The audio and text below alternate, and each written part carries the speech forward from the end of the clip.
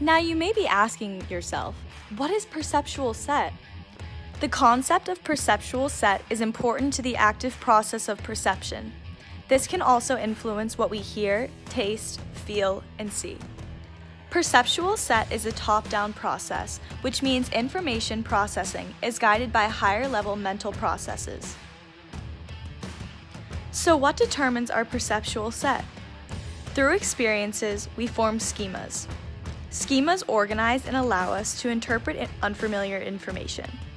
Our pre-existing schemas for old women, young women, for monsters, tree limbs, all influence our interpretation sensation with top-down processing.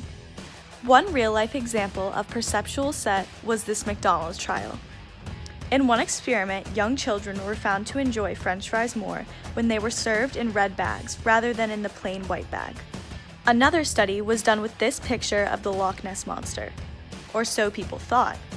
People who were told that the image was the famed monster were more likely to see the mythical monster in the image, while others who later viewed the image only saw a curved tree trunk.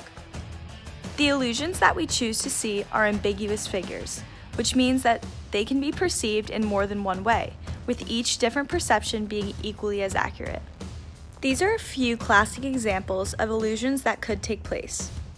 In this series of images, most would see the first as a young woman with her head turned, but as the picture gets just a smidge more detailed, most would make out the face of an old woman. In this image, there are two illusions that could be formed. The first is the face of a Native American man, while the other looks like a person wearing a coat with their back turned. So why does this happen?